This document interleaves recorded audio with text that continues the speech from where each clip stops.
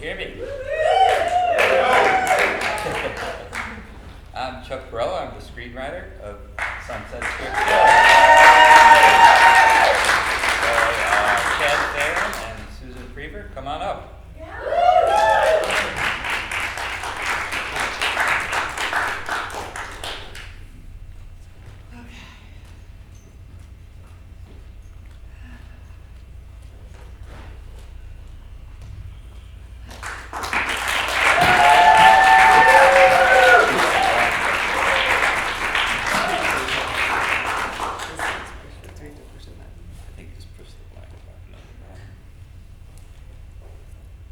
Okay, that was Up or down? just push it in. Yeah. Talk. Hello? Is that not working? No. Is it up? It's like that. Try that.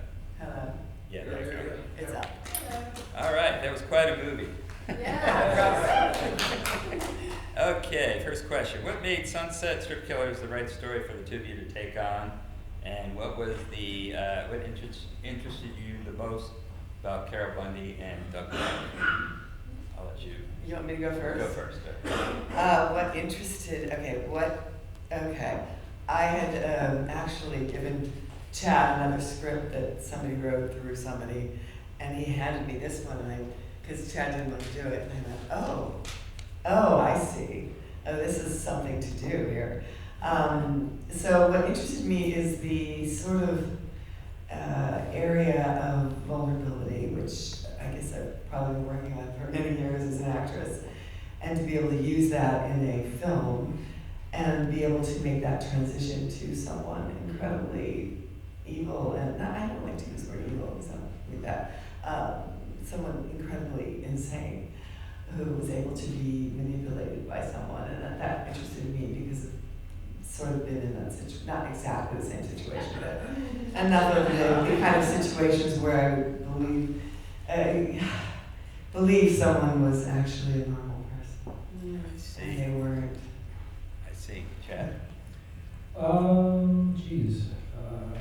I got the script from Mike Muscal, who you worked with on a couple other true crime films, classics, Ed Gein and Hillside Strangler, and it was, it jumped off the page, and most scripts, I give like 5 pages. If it doesn't pull me in, I just throw it away and don't even bother, like, the script. The one I sent you. And, this script pulled me in. I was, loved the sexual tensions and all the things that they did, the kinky stuff they did. So, that kind of turned me on. It was like kind of a true crime 9.5 weeks. And I'm like, I'm in, let's do this. And then, I told Mike, I'm like, does Chuck know we do these things so fucking cheap that it's, I don't want to insult the guy, even though, it's like, we shoot these things in 10 days for like, this one I think was an $80,000 budget. And Wow.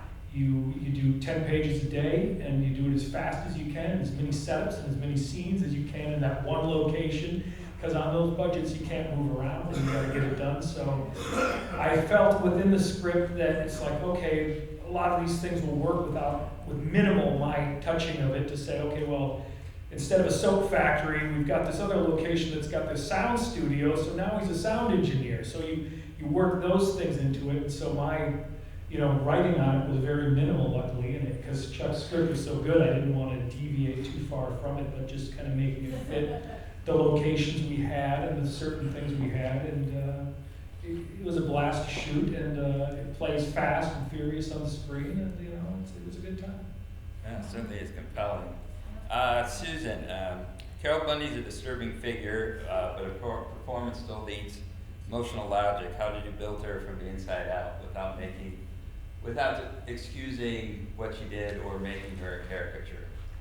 Well, I think the first thing is obviously the script. A lot of it's in the script, but I think as an actor in any kind of film, you can't judge, and I think that's something that I have learned in my life. And if you judge, I would never be able to play that kind of character. You just have to absorb it as another human being that has been through whatever. And we don't show that wasn't written in what this poor woman has been through, but to understand the humanity or the ability to get lost in someone else's world.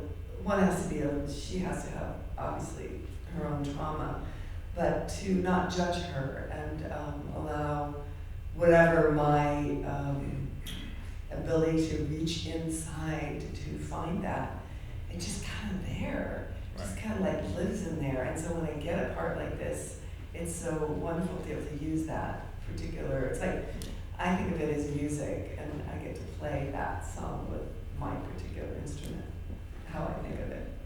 Interesting. Yeah. Chad, film has a balance of true crime, horror, violence, and dark humor.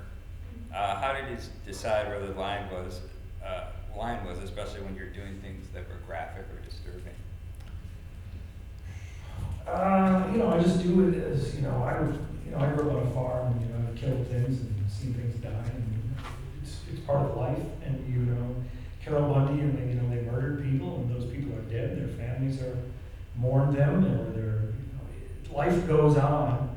And for me, it's just about showing it as graphically and real as possible to kind of give you the same, because when something dies or you have it die in your hands, or the emotions are just devastating for people with a conscience. For people without a conscience or a morality, it's just fun, and it's just like stepping on an ant. So when they kill a girl or a prostitute, it's like nothing. And for me, it's kind of trying to get into that thing, and to get into that, you need to show it as graphically and as real as possible. And otherwise, I think you're cheating the audience, and you're cheating. I hate to say the victims, because to be honest, people, like Doug says, people die every day in India and all that kind of stuff, and it's true, and you feel bad, but some people, either they feel too bad and they find the film repugnant or immoral, or the people who made it are monsters, or all that stuff. But to me, it's just being true to life, because, I could die tonight in a car wreck, and, life still keeps going on. Those people that were murdered, life still kept going on, Jack, he made some great songs, and he had a career, and he had the high hopes of being, the next, Jim Morrison, but, he got his fucking head cut off and thrown in a dumpster, and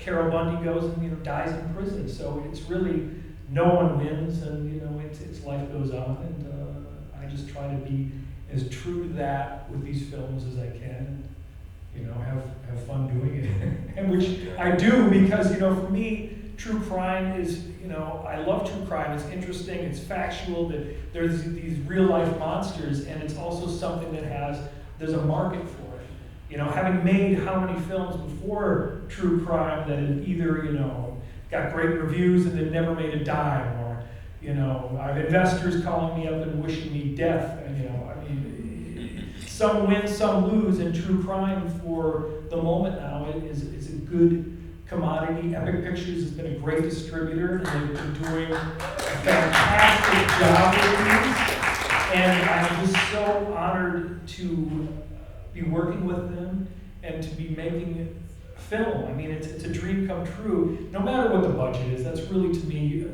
it's like when someone says, hey, here's this much, can you do this? And it's like, yeah, let's figure out how to do it. And you do the best damn job you can, and if people like it and they enjoy it, that's the icing on the cake. And if they hate it, who gives a fuck, because I'm on to the next 3 films and I don't really give a shit. But for this moment right now in this theater, it's great to hear people clap and people cheer and have a good time in the movie.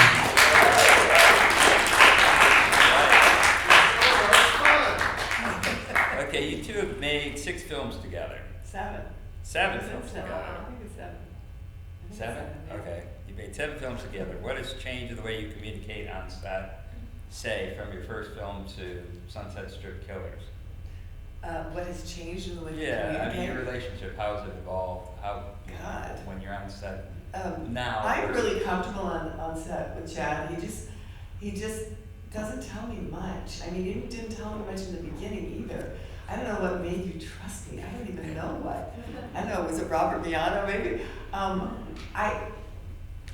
If I have a question, I do ask Chad, and he'll answer it for me if he has time. Because he's busy moving things around and getting ready to do the next shot. But it's sort of an unspoken understanding somehow. Something unspoken. I don't know what it is. Chad, maybe you understand it more. We don't really talk that much. I mean, for me, directing is just picking the right people, whether it's the DP or the actors or the crew. And if you have a nice, tight crew, I work with most of the people just over and over again because they have a great energy and they have the same enthusiasm as I do of just doing the best you can and having a good time doing it. And the same thing that goes with an actor or actress. If you know they've got talent and they're there and they show up and they know their lines and their energy is positive, then you're going to make something good. I don't need to spend 2 hours telling them to emote this, or when I was a child and my dad beat the shit out of me, I was able to pull you hope the actor already has that coming into it, and for me, I like to be surprised and kind of go how it goes. There's no shot lists. There's no thinking about this movie. I mean, we're shooting next week, Night Stalker 2. I don't have any fucking plans for it. I wrote the script, there it is, let's go show up and do it. If an actor doesn't know his lines or doesn't show up and someone else replaces them or do it, then you let the energy of what's happening control that. You don't pull your hair out, you don't scream, you don't have tantrums. If someone, is a piece of crap, you get rid of them and you replace them with someone who's going to be better. And that's kind of letting fate choose my destiny within the film and within the project and within that, not letting the negative things or mishaps, or if something bad happens, you figure out what that creates and work with that and make the best thing possible. Instead of going, oh my God, the actor didn't show up. Well, we didn't shoot anything with him yet. You're the star now. and you make that, your thing instead of, keeping you up at nights or whatever. You just take what the world gives you and do the best job you can. And some people are going to hate it and some people are going to love it. And for me, I've gotten a great review in Variety for a past film, and I'm like, oh my God, my phone's ringing off the hook. I'm talking to fucking Miramax, and things are going to be great. And then you get 100 negative reviews. It's the worst piece of shit ever made. It's all of this stuff, and your phone's no longer ringing, and you're like, wow, what does it mean? What does that great review mean? Because this guy hated it, this guy loved it, this guy, and you just realize, and it all comes together, and you're like, there's so many movies out there, and some are great, some are not great, but in someone's mind, Ed Wood's the greatest filmmaker ever. And, there's something enjoyable about good movies, bad movies, great movies, The Odyssey. Oh, it's the greatest movie ever. Oh, it's the worst movie ever. It's all meaningless. If you enjoyed it and you had a good time, then the movie did its job. It was entertainment. All right. One last question. A lot of incredible scenes in this film, but which one was the hardest to get right in your mind? Oh my God. This is, well, the sex scenes were difficult, but Max was so easy to work with and everybody was cool, so that was fine. I have to say, the sawing off of the first girl's head was very, very difficult. First of all, it was like emotionally sort of like, God, I don't know if I'm going to do this. And then Joe Castro was there, just saw it like a roast. And I said, but Joe, there's vertebrae in there. There's never a vertebrae in a roast. Just keep sawing. And he's like strong. He's got like very muscular. He's like, no, it's easy. And I'm like, I'm strong, but I'm. Anyway, so that was difficult. Sawing off Brian, who's a friend of mine, his head, that was difficult also. It was mostly the sawing was the most difficult part for me. The sex was challenging because it was like, yeah, but whatever. We ended up having fun. Cavitation. Yeah. What would you say is your most challenging scene? Oh God, it's all a blur to me. It's all And in a good way, it's to me, filmmaking is just like an 8 ball of cocaine. I mean, you do it, the energy that you have, the enthusiasm that you have every day. You're happy to show up. You wake up at 4 in the morning, you get there at 8, and you just fucking blow through it. And then at the end of the day, you fall right to sleep. You wake up, you do it again and again. And it's just like the energy and the excitement and the thrill of being there, doing something that you've dreamed about doing your whole life. Because if you love cinema, you love going to the movies, and you love just good or bad, it's just an exciting thing. Some days, you know, there'll be an actor who's late or he doesn't show up, or, you know, he wants to change this line or that line, and you're just like, yeah, go ahead. And, you know, sometimes you stick to it and then there's a friction, but most of the time it's smooth sailing. And this one was a lot of fun. It was fast. It was, you know, great. Susan's always great, and, you know, the music was fantastic. Jeff Shell was here.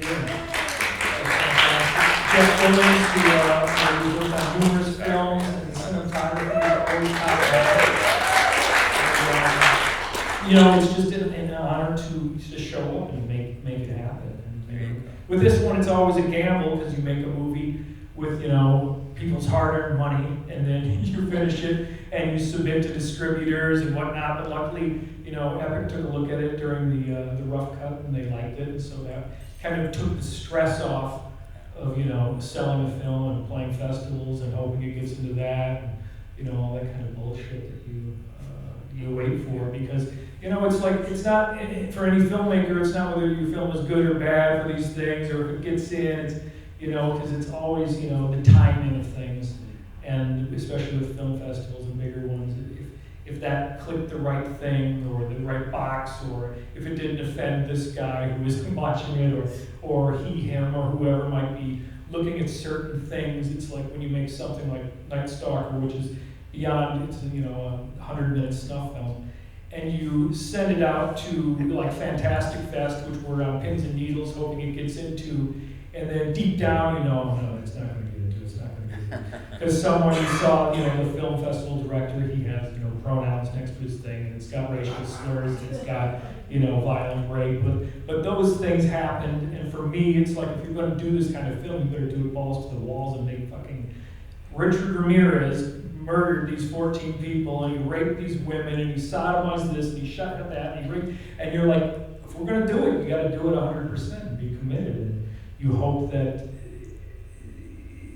to me, the exploitive part of the true crime is the wire that you walk where an audience can kind of go, well, this guy is a repugnant piece of shit, but the people that made it are even more repugnant, you know, and all that. And you're going to have that audience, and, you know, and Chuck knows, and that brings up, you know, a question to him of how he came up with the script for Sunset Strip Killers and his previous films that at that time, I guess, you know, it was what, almost 25 years ago, that true crime was a hot item then, and now sort of the resurgence of where we are now with true crime.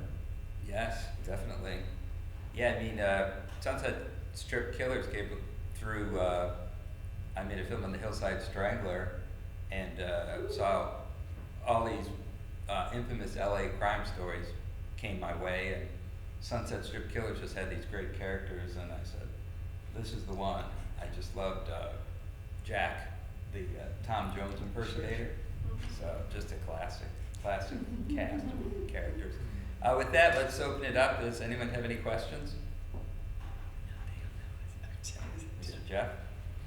How much did the original script change was there more of the Sunset Strip and maybe heavy metal stuff? I just think of the Roxy and the Whiskey and the Rainbow and all heavy metal in the 80s, and you were in this kind of weird honky-tonk bar. Like, how did the original script change from what you had to work with your budget and stuff?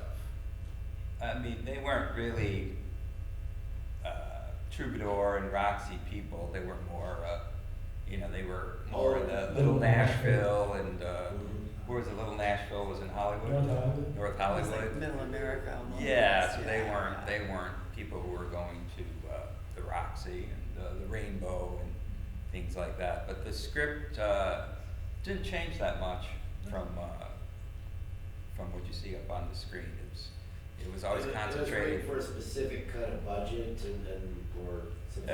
It was always meant to be low budget, but then it got really low budget. So yeah. But yeah, the Little Nashville was a place where you would go to country line dance, and I think Jack and Doug and Carol met on a New Year's Eve, and Carol was crying in her beer because Jack had just broken up with her, and they were both dressed up on New Year's Eve, and that was their connection. So. Wow. And where was Little Nashville? North Hollywood. North Hollywood. Okay. You want to go? No further. Close down tenders. Close down. So. Anyone else? Any more questions? All righty. Yeah, it's not well, it's Brian, hi. Hi, Brian. Hi, guys. How you doing? You know what, I got hats off to you guys, all three of you. Oh, thank you. How long did it take for you to get the Australian accent down? 2 weeks I had. Oh. And it's all Yeah, funny it was because I great. never studied Australian. I had English, Southern, all that. But I was like, oh my God, I gotta get this shit down in 2 weeks. But thank God for YouTube and a couple of Australian. That was great. It worked out well. All righty. But Susan, I want to say, you know, you're such a good actress, you know, and I know you spend years training and working and acting on the stage. You know what? It really shows. Yeah. We did a play, well, we weren't in the same play, but we did Pinter Yeah. That's 25 years ago. Yeah. Wow. And, you know, when you were first asked about what you worked on with this, and you talked about like connecting to your inner terminal, what that really shows in this performance. You know? It's just all sitting in there. It's everything. Just You all know, there. that's what Kazan wanted. He wanted to tap into that stuff, and you're doing that kind of work, so I want to give you credit for that. Thank you. And then Chad, to hear you talking about the movies and how passionate you are about independent cinema, and how you deal with it and the pros and the ups and the downs, it's really inspiring, and hats off, guys. Great job. That's right.